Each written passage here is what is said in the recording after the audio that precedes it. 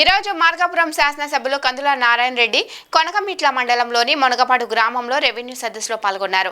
ఈ సందర్భంగా ఆయన మాట్లాడుతూ గత వైసీపీ పాలనలో మద్యం మాఫియాతో ప్రజల ఇల్లు ఒళ్ళు హూనం అయ్యాయని, ఇసుక మాఫియాతో ప్రజలు సొంతింటి కలకు దూరమయ్యారని, అదేవిధంగా రెవెన్యూ దొంగ, టాపరింగ్ దొంగ ఆన్లైన్లతో ప్రజలను సొంత భూములకు కూడా దూరం చేసిన పాపం వైసీపీ నేతలదే అని, ఇది ఆలోచించిన మీదట రాష్ట్ర ముఖ్యమంత్రి నారా చంద్రబాబు నాయుడు, ఉప ముఖ్యమంత్రి పవన్ కళ్యాణ్, రాష్ట్ర మంత్రి నారా లోకేష్ ఆలోచించి భూ సమస్యల పరిష్కరించడానికి ఈ రెవెన్యూ సదస్సు ఏర్పాటు చేశారని, ప్రతి ఒక్కరూ రెవెన్యూ సదస్సులను సద్వినియోగం చేసుకోవాలని, ప్రతి అర్జీకి పరిష్కారం చూపిస్తామని అన్నారు.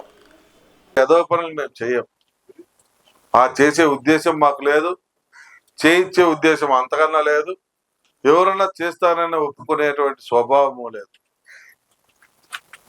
అయితే మీరు కూడా మంచి చెడు ఆలోచన చేయకుండా, మంచి చెడు గురించి పట్టించుకోకుండా ఎంతకాలం ఈ రకంగా ఉంటారో మీరే ఆలోచన చేసుకోండి.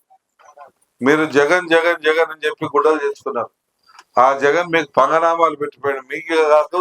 మీకే కాదు ఈ రాష్ట్ర ప్రజలందరికీ పంగనామాలు పెట్టిపోయాడు. ఆ జగన్ పుణ్యాన కొన్ని వేల కుటుంబాలు, లక్షల కుటుంబాలు రోడ్ల పడ్డాయి.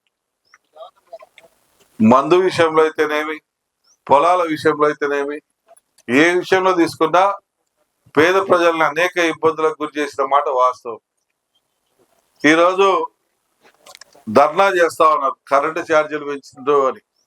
ఏడ సిగ్గు లేదో అని నేను అడుగుతా ఉన్నా. మీకు ధర్నాలు చేయడానికి ఏడ సిగ్గు అనిపించడం లేదు. మిగులు రాష్ట్రంగా, కరెంటు మిగులు రాష్ట్రంగా ఈ రాష్ట్రాన్ని మీకు అప్పచెప్తే దగ్గర దగ్గర 1,28,00,000 కోట్ల రూపాయలు, 1,28,000 కోట్ల రూపాయలు ఒక కరెంటు మీద అప్పు చేసిపోయిండు. చంద్రబాబు నాయుడు గారు ముఖ్యమంత్రి అయిన నాటికి, దిగిపోయే నాటికి రాష్ట్రానికి మిగులు కరెంట్ ఉంది.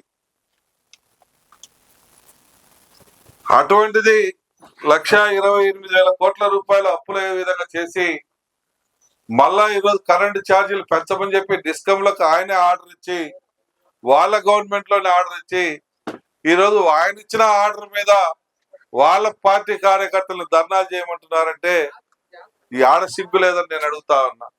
ఎన్నిసార్లు ఈ రకంగా మభ్య పెడతావు? ఎన్నిసార్లు ఈ ప్రజల్ని మోసం చేస్తావు? ఎన్నిసార్లు ఈ యొక్క ప్రజలకి అన్యాయం చేస్తావు అని మేము అడుగుతా ఉన్నాం. మీకు మనసు ఎట్లా ఒప్పుతా ఉంది?